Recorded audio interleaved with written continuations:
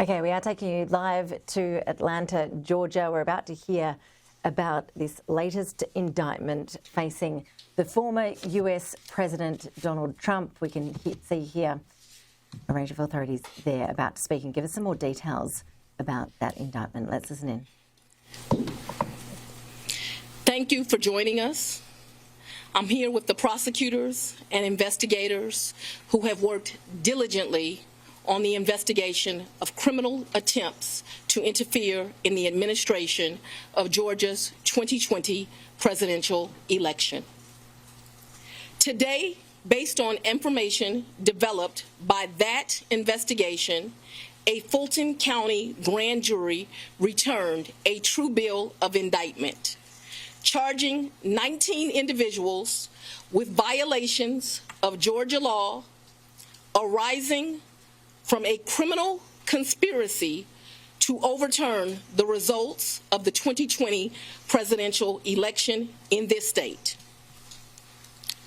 The indictment includes 41 felony counts and is 97 pages long. Please remember that everyone charged in this bill of indictment is presumed innocent. Specifically, the indictment brings felony charges against Donald John Trump, Rudolph William Louis Giuliani, John Charles Eastman, Mark Randall Meadows, John Cheeseborough, Jeffrey Clark, Jenna Lynn Ellis, Ray Stallings Smith III, Robert David Cheeley, Michael A. Roman, David James Schaefer, Sean Micah Tresher Steele, Stephen Cliffgard Lee, Harrison William Prescott Floyd, Travion C. Cootie, Sydney Catherine Powell, Kathleen Austin Latham, Scott Graham Hall, and Misty Hampton, also known as Emily Misty Hayes.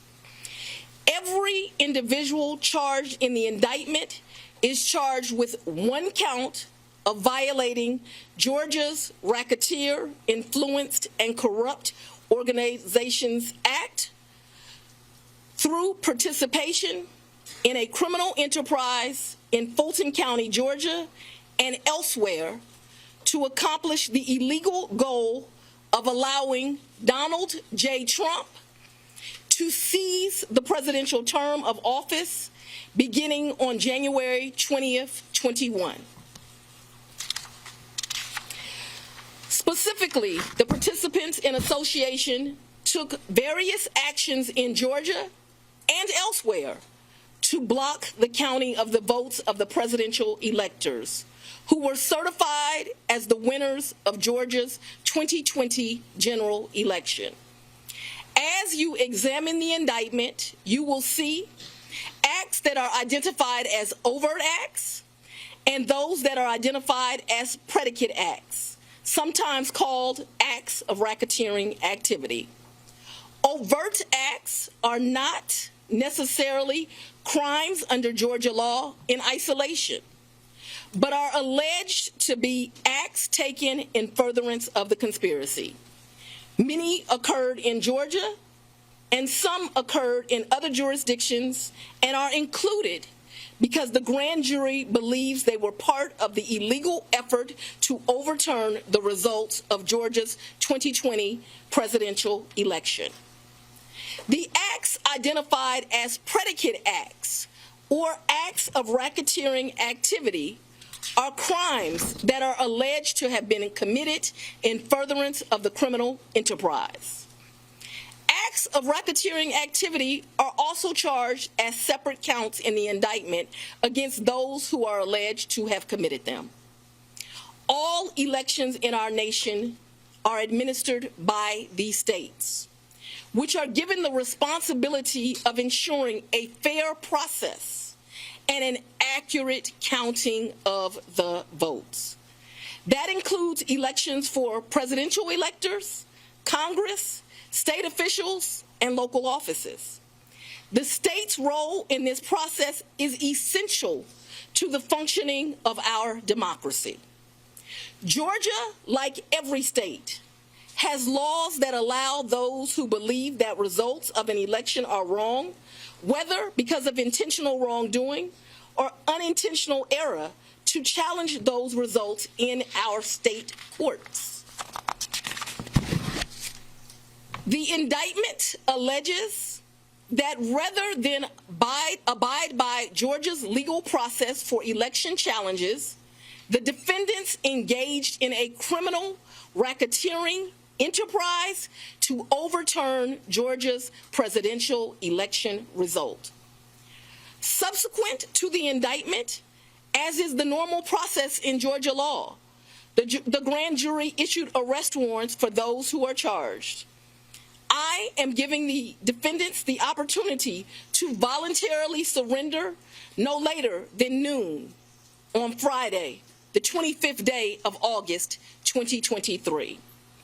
I remind everyone here that an indictment is only a series of allegations based on a grand jury's determination of probable cause to support the charges. It is now the duty of my office to prove these charges in the indictment beyond a reasonable doubt at trial. I would like to take a moment to thank the Superior Court Clerk, Shay Alexander, and her staff for staying late and making sure that this indictment was processed. I would also like to thank the men and women of Sheriff Labatt's office for keeping the courthouse open, but most importantly for keeping us safe over the weeks and months that have led up to this indictment, and for what I know they will continue to do to keep us safe. We also want to thank the Atlanta Police Department and other law enforcement partners who have worked with the sheriff to keep us safe. I will now take a very limited number of questions prior to going to sleep. I'll go first. Madam District Attorney. If you don't mind, Savannah 11 to 11 alive. Quick question. Can you clarify in Georgia the mandatory minimum when it comes to RICO charges, whether it's servable by probation or how that might play out? The RICO charges has time that you have to serve, so it is not a probated sentence. Madam District Attorney, what's the timetable for the trial? What is the timetable for the trial? Yes. As you know, in this jurisdiction, trials are set by the judges, and so it will be the judge that sets the date of the trial. This office will be submitting a proposed scheduling order within this week. However, that will totally be at the discretion of the judge. And why did you go, you're the fourth jurisdiction now to indict Donald Trump? Did you be the fourth one to try him, or could you leave it up? Do you want to be the first to try? I don't have any desire to be first or last. I want to try him and be respectful for our sovereign states. We do want to move this case along, and so we will be asking for a proposed order that occurs a trial date within the next 6 months. Madam District Attorney, earlier today, there was a fictitious document, according to the Fulton County Clerk's Office, that was circulated online with charges against former President Donald Trump. That fictitious document matched exactly the charges that we now see in this indictment. Can you tell us more about that document leak? Because now you have the former president's lawyers who are saying this is emblematic of a serious problem with your office. No, I can't tell you anything about what you refer to. What I can tell you is that we had a grand jury here in Fulton County. They deliberated till almost 8 o'clock, if not right after 8 o'clock. An indictment was returned. It was true billed, and you now have an indictment. I am not an expert on clerks' duties or even administrative duties. I wouldn't know how to work that system, and so I'm not going to speculate. Next question. Have you had contact with the special counsel about overlap between these cases, and do you intend to try all of these defendants together? Do I intend to try the 19 defendants in this indictment together?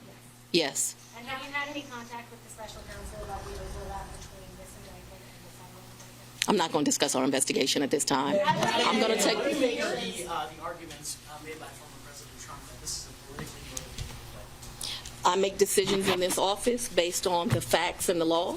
The law is completely nonpartisan. That's how decisions are made in every case. To date, this office has indicted, since I've been sitting as the district attorney, over 12,000 cases. This is the 11th RICO indictment. We followed the same process. We look at the facts, we look at the law, and we bring charges.